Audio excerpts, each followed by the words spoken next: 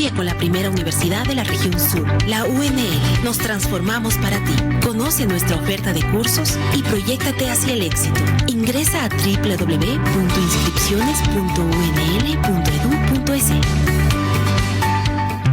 Atención, Motupe y sectores cercanos. La Universidad Nacional de Loja, a través de la carrera de odontología, invita a mujeres embarazadas y a madres con niños menores de 5 años a participar en la campaña gratuita de atención odontológica primaria que se realiza en el Centro de Salud Universitario de Motupe. Recibe servicios como educación para la salud bucal, diagnósticos, limpiezas dentales, extracciones, tratamientos de encías y restauraciones totalmente gratuitos. Te esperamos los martes y jueves de 9 de la mañana a 1 de la tarde y los miércoles de 8 de la mañana a 12 del mediodía. Cuida tu salud y la de tu familia con el apoyo de profesionales de la UNL. Proyecto de vinculación con la Sociedad Facultad de la Salud Humana, Universidad Nacional de Loja.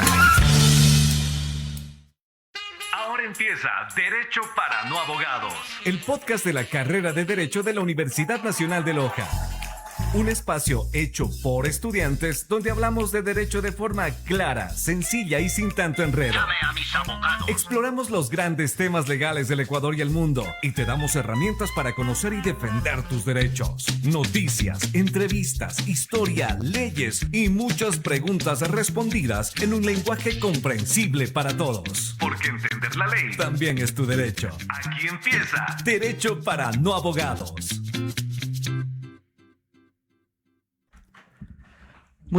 Muy buenas tardes, ¿cómo están? Ya estamos aquí en un programa más de Derecho para No Abogados. Estamos viernes 5 de junio. Queremos saludarles a todos quienes nos escuchan a través de la 98.5 FM, la radio de la Universidad Nacional de Loja. Asimismo a todos quienes nos ven ya a través de las redes sociales, a través de Facebook Live. Les damos un grato saludo. Les damos la bienvenida. Hoy tenemos un programa increíble. Tenemos asimismo nuevos locutores. Preséntense, Fabián, María. Buenas tardes, Junior. Buenas tardes, Fabián. Es un gusto acompañarlos en este programa y claro que sí a nuestra audiencia. Bienvenidos. Buenas tardes, María, Junior y audiencia que nos escuchan esta tarde. Hoy hablaremos de temas importantes como lo serán en nuestro primer segmento, Conoce tus derechos, acerca del Día Internacional de los Niños Víctimas Inocentes de Agresión, que justamente se celebró el día de ayer, 4 de junio. Y en nuestro segundo segmento, Hablemos Claro, nos acompaña el abogado Luis Ángel Briones Romero con el tema ¿Funa digital o delito?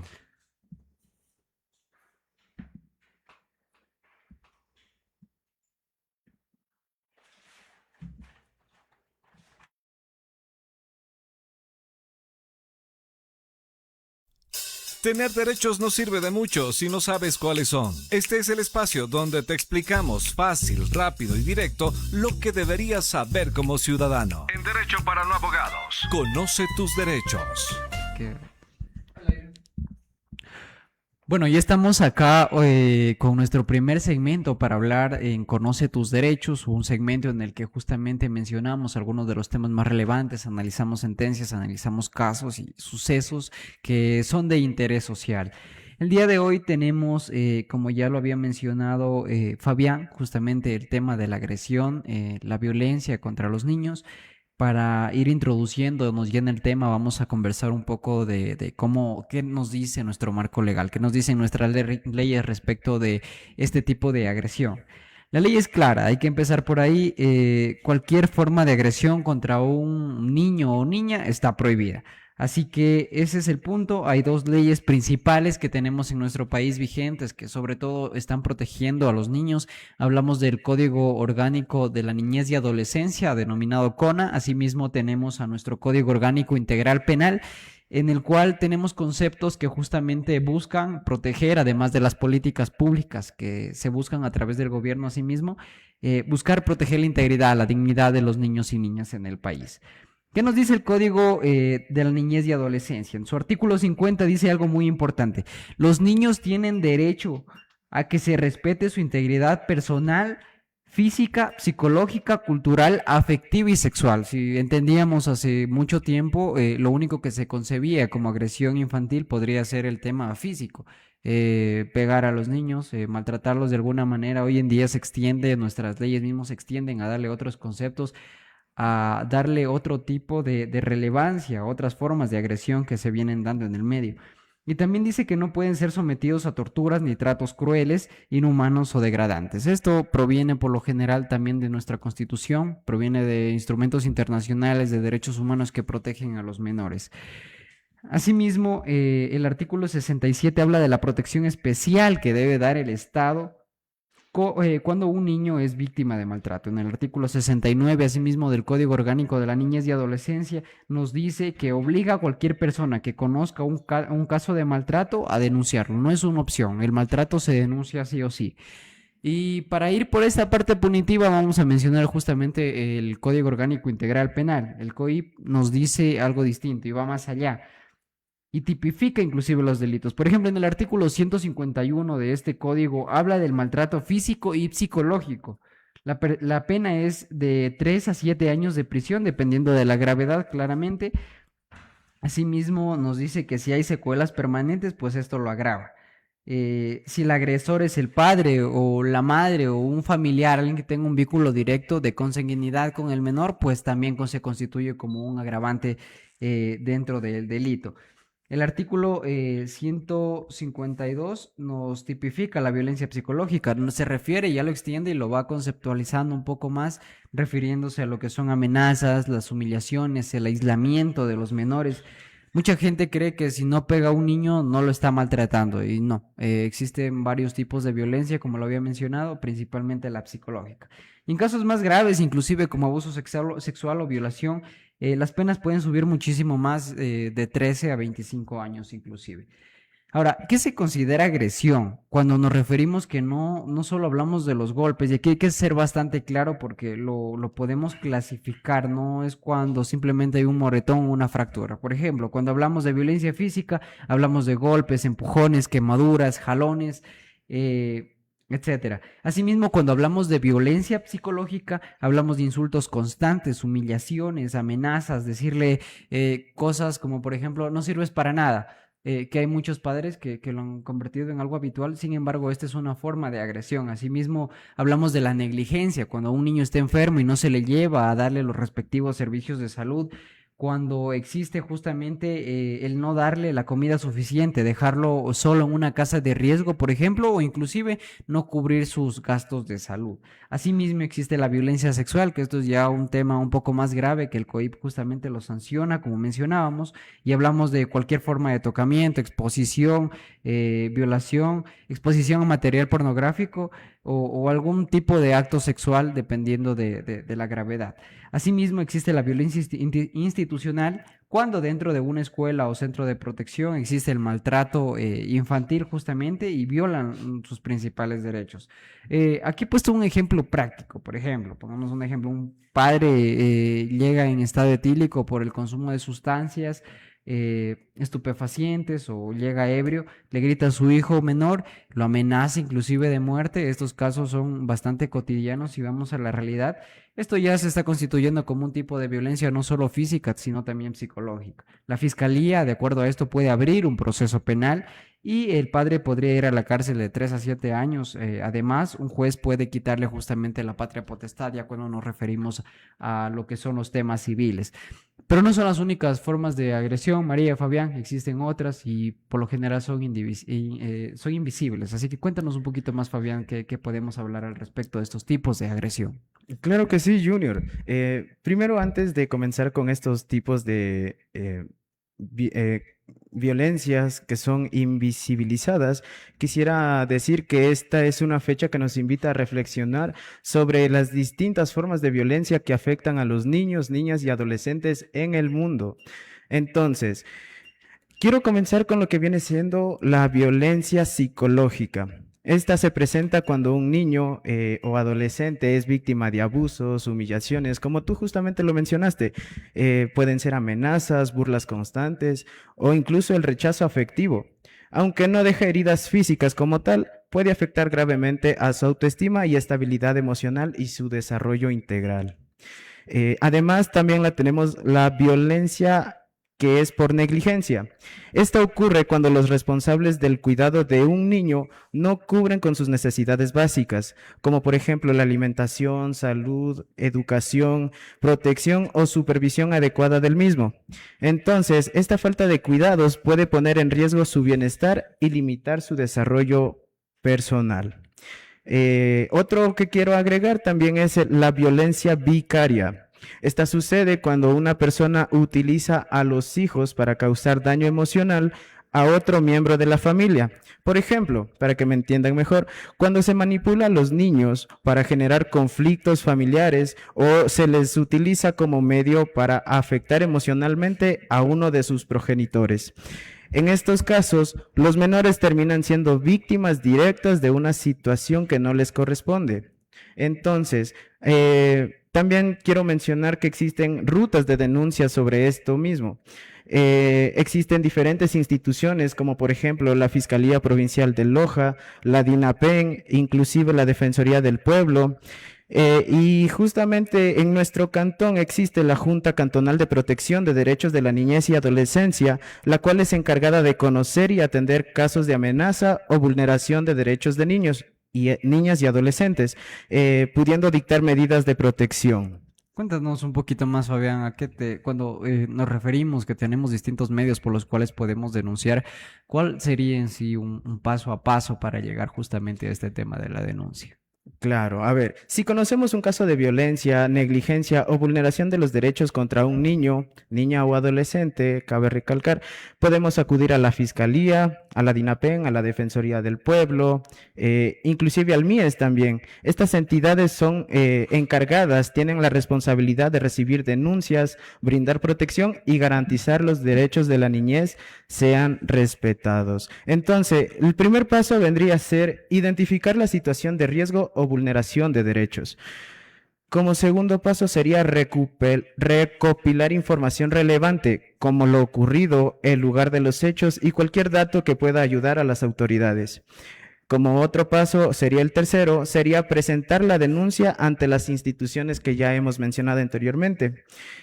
Otro paso sería que las autoridades, una vez que reciban el caso, puedan evaluarlo y podrían dictar medidas de protección urgentes para garantizar la seguridad del menor. Como quinto paso sería que se desarrollará la investigación correspondiente y se dará seguimiento al caso. Y por último, se buscará la restitución de los derechos vulnerados mediante apoyo psicológico, social, educativo y legal. Cuando nos hablas, Fabián, justamente de este tipo de efectos, ¿no? Ya dentro del procedimiento, de qué va a pasar, porque muchas personas tienen miedo justamente al tema de denunciar, al tema de hablar, y más que todo cuando hablamos de niños.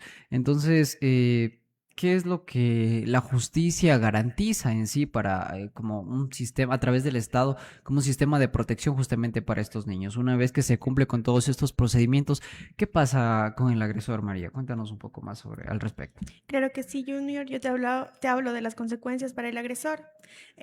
Primeramente vendrían siendo las penas de prisión, la pérdida de patria potestad y además efectos jurídicos. Cuando alguien interviene con la integridad de un menor, la ley del Ecuador no se anda con rodeos. El golpe viene por 3 lados. El primer golpe sería la cárcel, que dependiendo de la gravedad, las penas en el COIP son severas. Por abuso sexual, la pena base va de entre 3 a 5 años. Pero si hay agravantes, como si el agresor fuera un profesor o un familiar, la cosa sube. Y si hablamos de violación a un menor de 14 años, la pena es gravemente durísima, de 22 a 26 años de prisión. Como segundo, tenemos perder a sus hijos la patria potestad.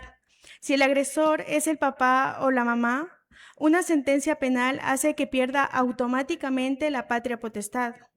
Esto significa que ya no tiene ni voz ni voto sobre la vida del menor, ni puede decidir sobre su educación, ni administrar sus bienes. Queda fuera de la vida del chico por completo. Y como tercero, tenemos la muerte civil para trabajar con niños. El agresor queda inhabilitado de por vida para trabajar en cualquier lugar donde haya menores, escuelas, guarderías, clubes deportivos. Además, le toca pagar una indemnización económica para los tratamientos psicológicos de la víctima. ¿Puedes creerlo? Claro, esto depende mucho pues, a qué tipo de violencia nos referimos, en qué fase puede estar, de cómo se puede dar el caso, inclusive quién va a ser, qué grados de participación tengan.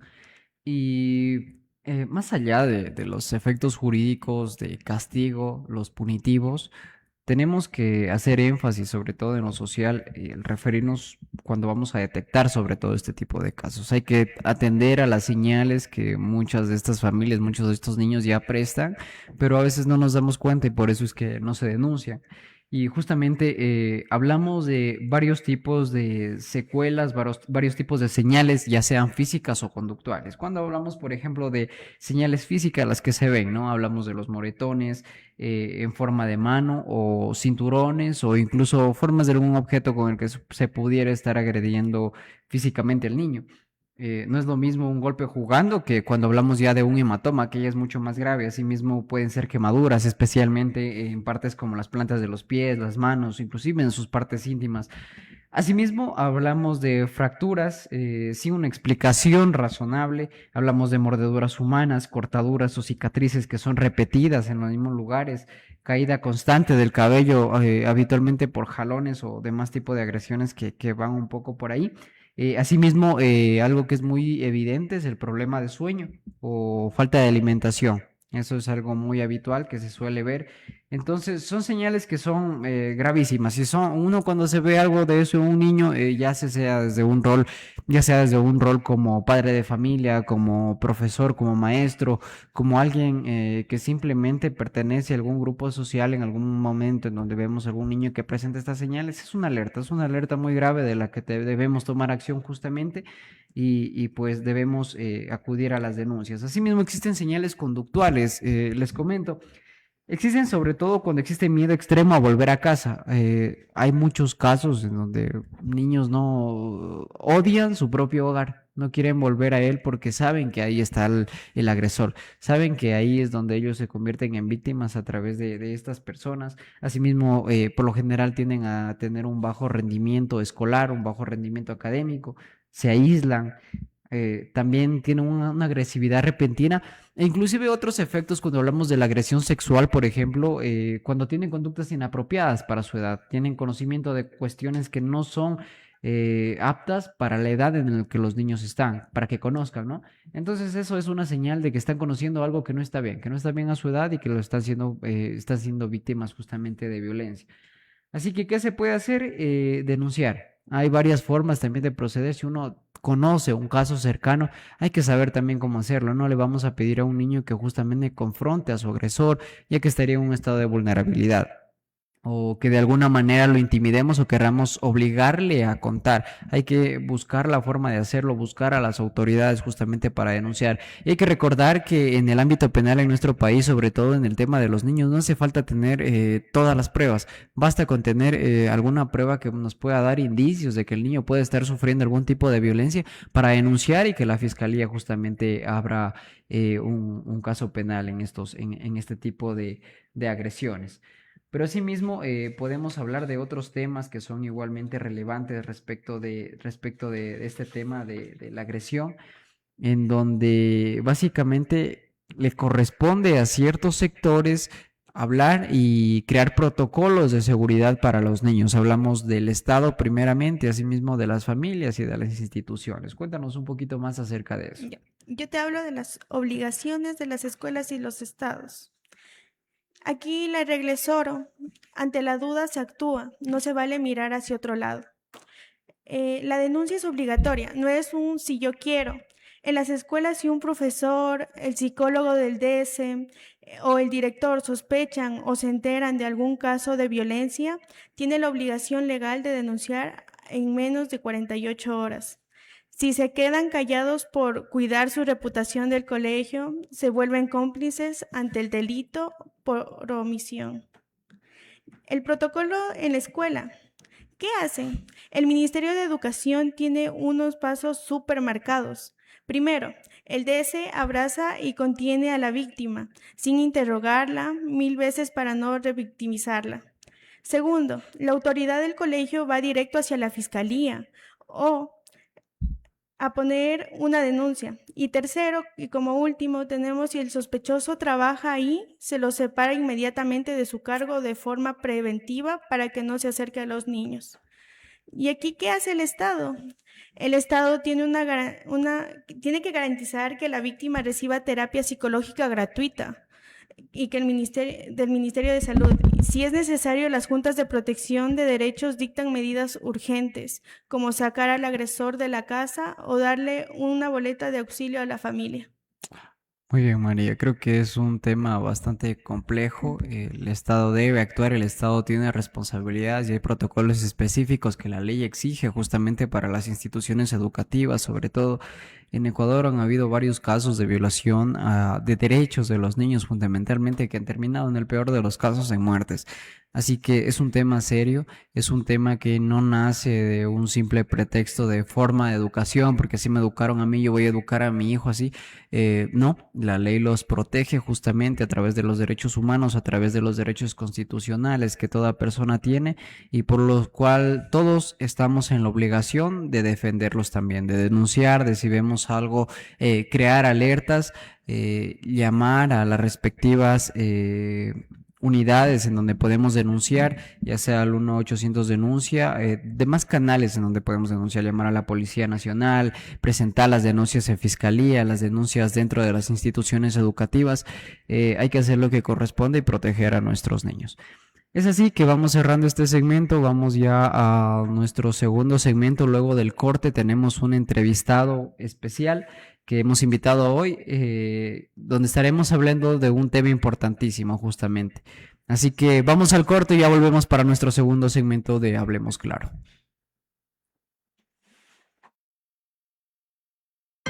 Ay, amigo, obvio necesitas una maestría.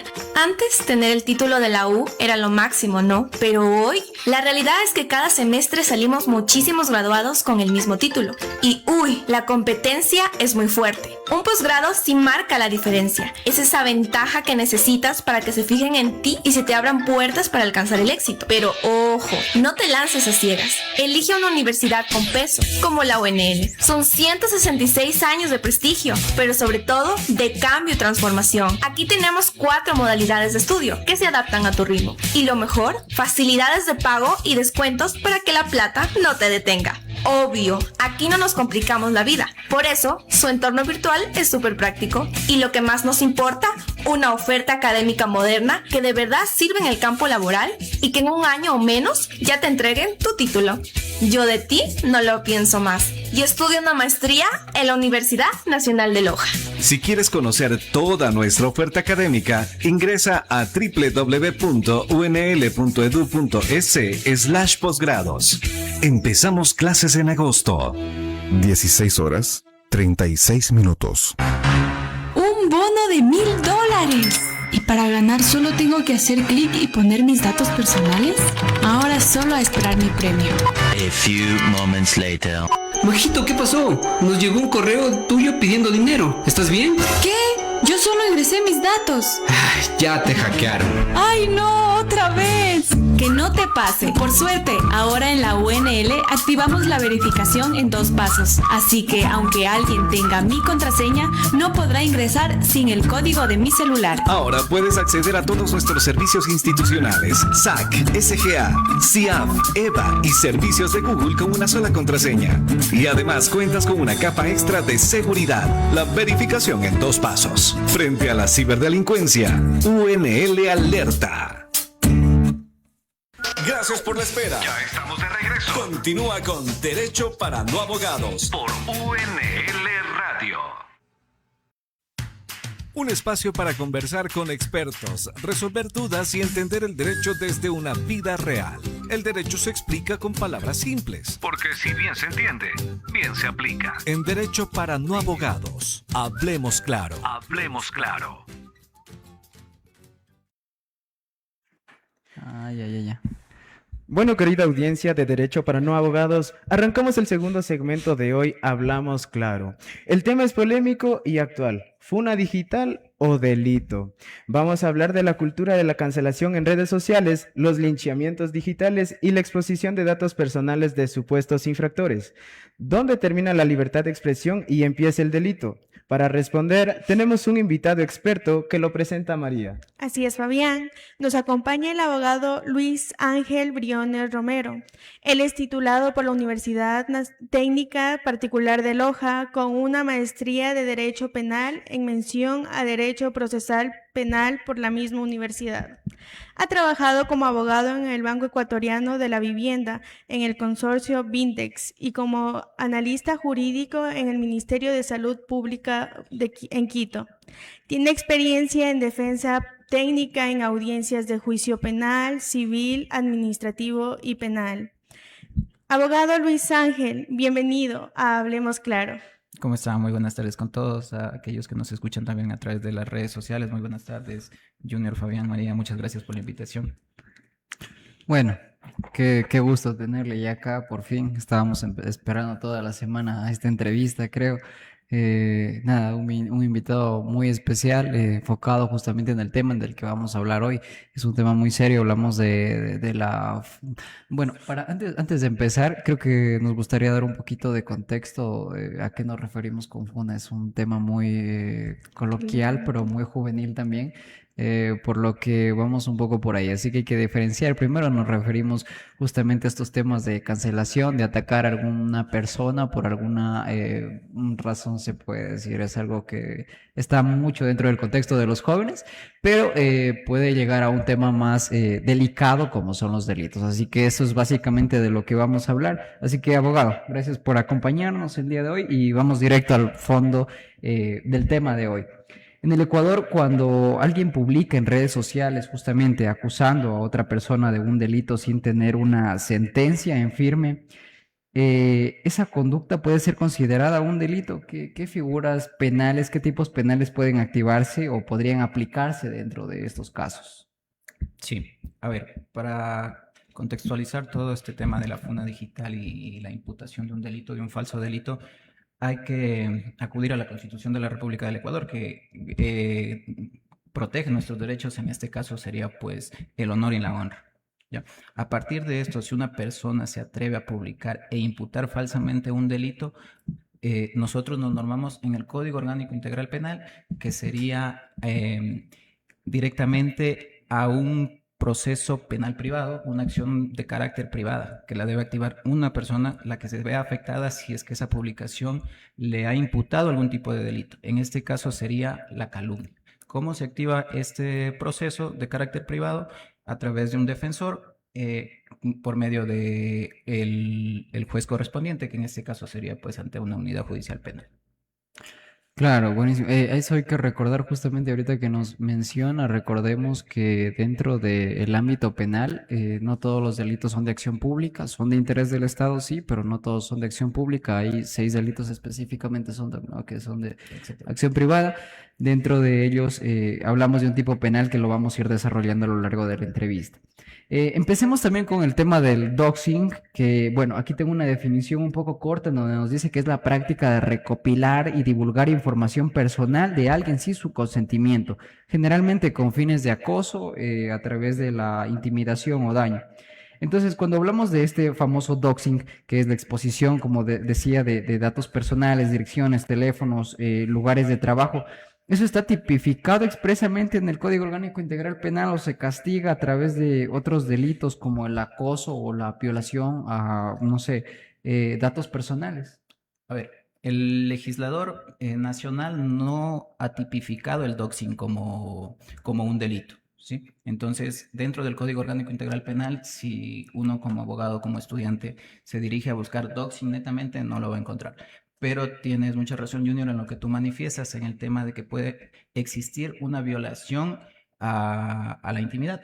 En este caso se adecuaría a un posible delito, siempre y cuando los datos personales se publiquen sin el consentimiento de esa persona, ¿sí? ¿Y a qué me refiero con los datos personales? Todo dato que permita identificarme a mí como persona. Una dirección domiciliaria, un nombre, un número de cédula, que te permitan identificarte a ti como persona. Entonces existe el delito que puede ser la violación a la intimidad. Violación a la intimidad directamente. Directamente, que podría protegernos en caso de que se subsuma algún acto, en este caso en redes sociales, directamente. Abogado, mucha gente dice yo solo comparto información o muchas de las veces decimos es libertad de expresión. Entonces, ¿dónde pone la ley el límite entre denunciar un hecho y cometer calumnia o injuria? ¿Qué requisitos deben cumplirse para que una crítica o señalamiento sea legal? Ya, perfecto. A ver, la libertad de expresión está contemplada también dentro de la Constitución de la República del Ecuador, pero no eso no quiere decir que nosotros como personas podríamos ir a decir improperios a cualquier persona, ¿sí? Bajo esta narrativa, pues tiene que existir un animus narrandi que se divide entre lo legal y entre lo correcto y lo correcto, por decirlo así, ¿ya? Y el animus injuriandi. El animus narrandi es narrar hechos reales que uno conoce y que van acordes a la realidad, mientras el animus injuriandi ya nos encontramos dentro de la narrativa del dolo, cuando tienes la intención de causar daño a esa persona a través de lo que se expresa. Entonces, bajo esas perspectivas, uno tiene que tener el cuidado de cómo va a narrar los hechos que pretende, por lo menos, detallar en redes sociales. O sea, y aquí estamos ya hablando, para irlo dejando un poco claro estas bases, estamos hablando justamente, como mencionaba Fabián, hablamos ya de lo que es la calumnia y la injuria. ¿Cuáles serían estos conceptos de cada una? ¿El COIP los tipifica a los dos? ¿Tienen alguna diferencia dentro del concepto y efectos jurídicos diferentes también? Sí, a ver, la calumnia, como les dije, los dos son de carácter privado, se activan mediante una vía de carácter privado. La calumnia viene a ser un delito que la pena es de 6 meses a 1 año, directamente. Entonces, la calumnia se le tiene que imputar a la persona que haya cometido un delito. Es decir, Luis me robó. ¿Ya? Se me ha imputado que yo he cometido un delito. Se me ha calumniado. Mientras existe la contravención dentro del Código Orgánico Integral Penal, en el artículo 396, numeral 1, si la memoria no me falla, se encuentra la afectación al honor y a la honra, que la pena es de 15 a 30 días, que igualmente se tiene que conocer y se tiene que romper el estado de inocencia a través de un juez. Bajo esa perspectiva, chicos y a los queridos oyentes, pues se divide el tema de la calumnia. En este caso, pues la calumnia sería más fuerte. Hay criterios de la Corte Constitucional que determinan que no simplemente se debe decir tú me robaste, tú me estafaste, sino que se debe determinar el cómo, cuándo, cómo, por qué y en qué tiempo. Bajo esas perspectivas se puede trabajar. Doctor, ¿y si la información publicada es falsa, pero quien la publicó cree que es verdadera porque alguien más se lo dijo? ¿Eso también es delito o se necesita una mala intención? A ver, el tema de la mala intención nos encontramos siempre en el dolo, es decir, la intención de causar ese daño. Ahora, si yo como persona, si Fabián, si tú María, obtienen esa información pero no corroboran, caen en un error que los puede salvar bajo el análisis del error de tipo, ¿sí? Que se encuentra contemplado también en el Código Orgánico Integral Penal, pero bueno, esto no se puede decir que es un guante blanco para nosotros poder publicar y después decir, no sabía que esa información era falsa. Siempre es bueno corroborar, pero no caería netamente sobre un delito si es que no continúa con el tema de la mala intención de publicar esa situación la otra persona. Me gustaría extenderme justamente en ese tema un poquito más, porque vamos desde lo que nos dice el Código Orgánico Integral Penal ya a la práctica. En Ecuador es un país en donde, al menos en este tiempo, en donde utilizamos las redes justamente para hacer uso de nuestro derecho a la libertad de expresión, hay una confrontación, porque si nos damos cuenta, la mayoría de personas, inclusive actores políticos, a través de X, a través de Instagram, a través del uso de sus redes sociales, justamente les es fácil imputar un delito que para nosotros como usuarios, como seguidores, nos damos cuenta que Pues no sabemos si es verdad o no, no hay una investigación de fiscalía, se lo imputa, sin embargo, esta persona está ya dentro ya se configuraría para ellos un delito. Hay muchas personas que, por ejemplo, una vez que se les imputa, puede ser falsamente este tipo de calumnias, pierden su trabajo, reciben funas en sus familias, dentro de sus amigos, se los cohíbe de ciertos lugares. Esa persona, ¿qué tipo de acciones puede tomar y por qué es que en nuestro país es tan habitual este tipo de situaciones? Ya, para poder dividir este tema, a ver, cuando se habla de publicaciones a través de personas que tienen un poco más de figura pública, la doctrina también ha determinado que ellos tienen también un poco más de tolerancia a lo que se publica, porque ellos ya son figuras públicas, entonces no todo lo que se pueda publicar de ellos va a ser imputado a alguna comisión del delito, ¿sí? Entonces esa tolerancia va sumándose en base a la figura pública que puede ser el político. Ahora, nosotros como personas directamente que nos vemos afectadas a través de la FUN, si es que ya hubo una investigación determinada en fiscalía y se logró, pues, ya sea archivar la investigación o en juicio determinar el estado de inocencia, ratificar el estado de inocencia de la persona, y todo esto que causó la publicación en redes sociales, porque eso se llama, y lo comenta el doctor Felipe Rodríguez siempre, que se llama juicios paralelos. Hay un juicio determinado en un tribunal, pero también hay un juicio paralelo que es las redes sociales, y nosotros como personas los juzgamos a ellos, ¿ya? Bajo esa perspectiva, pues, existen varias vías legales. Primero, tratar de ver si a raíz de lo que se publicó, pues, se cometieron algunos otros delitos, que sea hostigamiento, ya sea acoso con la información que salió a la luz. La vía privada que les había comentado, que es activar la calumnia, por el tema de la calumnia, y la vía civil, chicos, que sería netamente al daño moral que le ha causado a la persona, la pérdida del trabajo, ya no recibir su remuneración directamente a la persona como su imagen. Entonces, esas serían las vías que se podría activar. Dentro de su experiencia, ahorita justamente nos abre una posibilidad dentro del ámbito civil a una persona que justamente sufrió estos daños, que llega alguien a su despacho y justamente le comenta sobre algún tema de calumnia o injuria. ¿Qué es lo que le recomienda? ¿Qué voy a activar? A ver, dentro de nuestra experiencia, pues manejando casos penales, es muy complicado poder determinar la existencia netamente de una calumnia, porque como les digo, ya hay criterios de la Corte Constitucional que ha determinado que no solo vale decir me robó, sino que se tiene que determinar qué, dónde me robó para poder imputar el delito.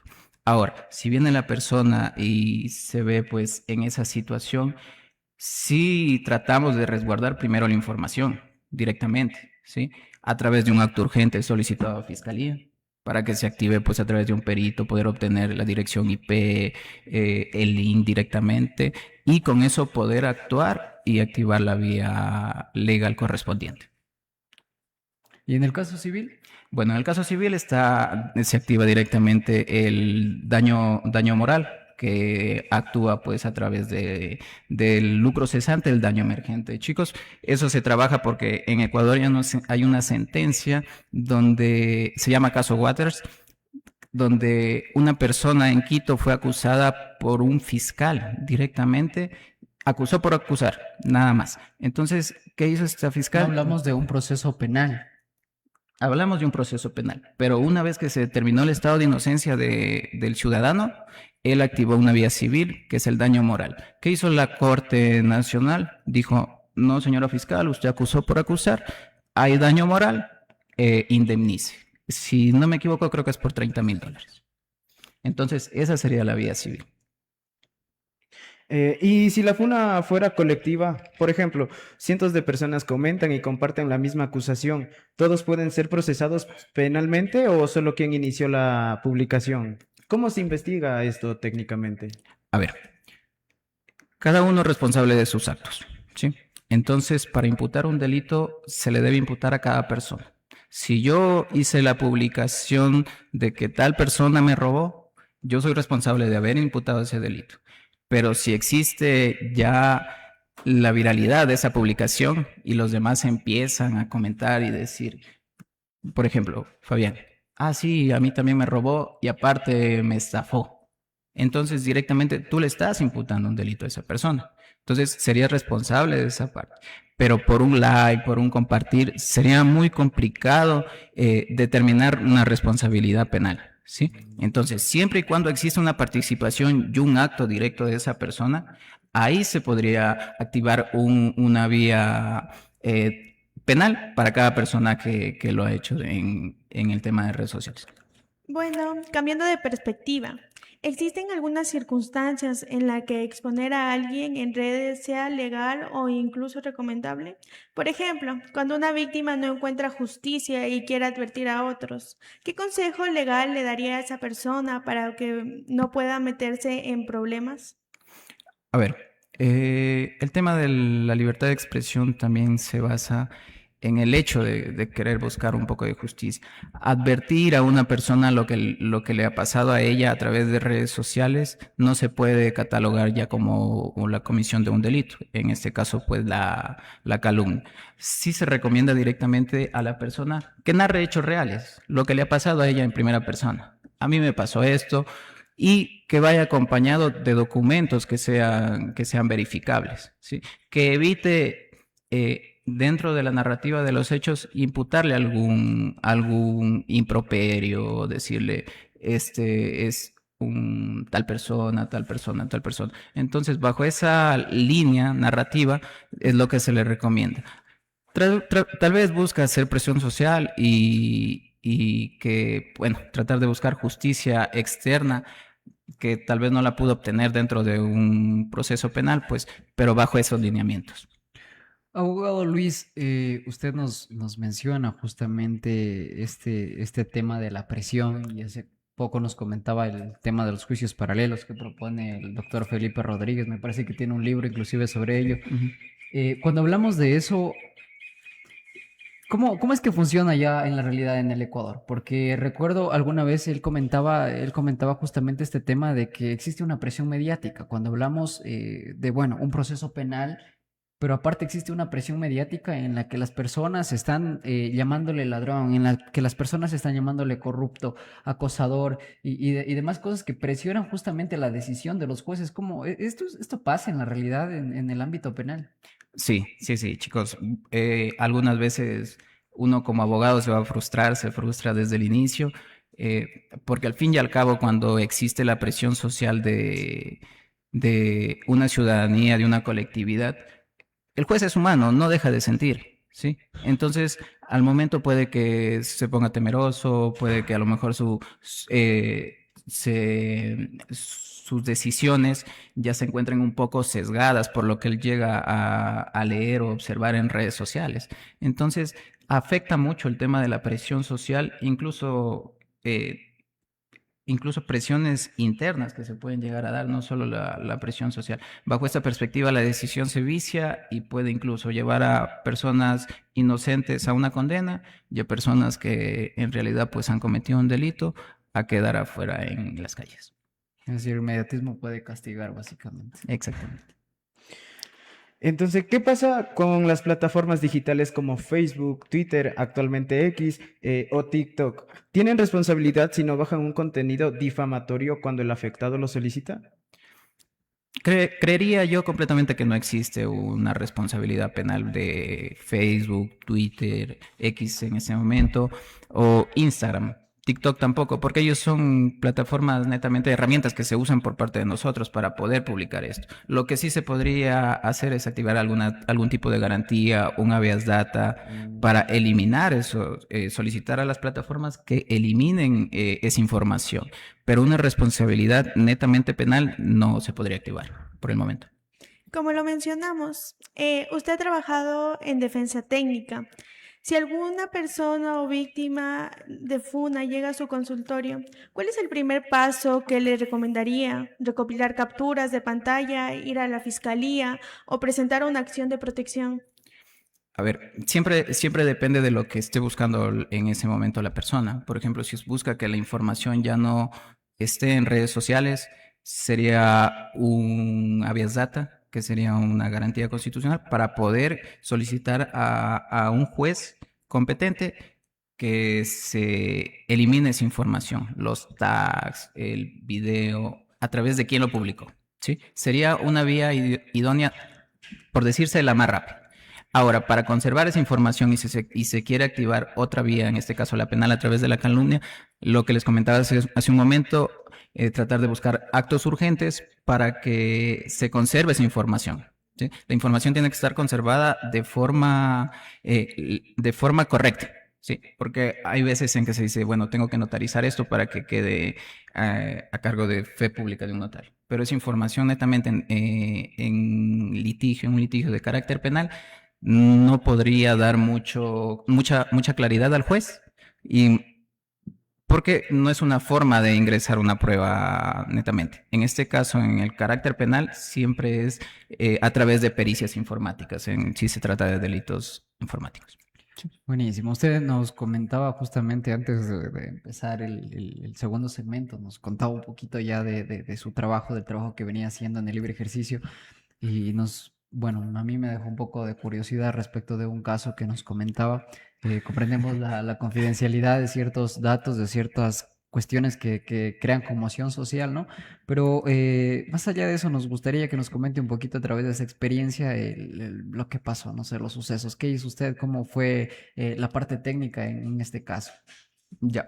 A ver, este fue un caso que se dio a través de un periodista, donde se hizo una publicación directamente. Nosotros como consorcio, que es al que actualmente pertenezco, que es Consorcio Vindex, junto con otros colegas, determinamos que no existía una afectación a la honra directamente, porque era una publicación netamente informativa. Lo que les comentaba hace rato, el animus narrandi.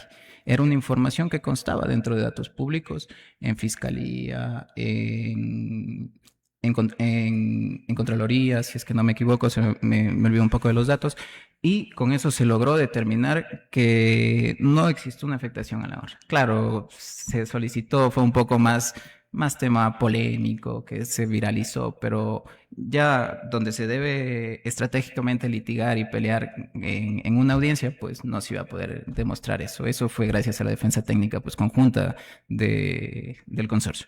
Cuando usted nos refiere justamente al tema de la defensa técnica, de lo que consideraron de que no había un daño principalmente, nos deja un poco por ahí con la duda, ¿no? El tema del periodismo, de la comunicación. Nosotros acá estamos hablando de un medio radial que se sube a medios digitales.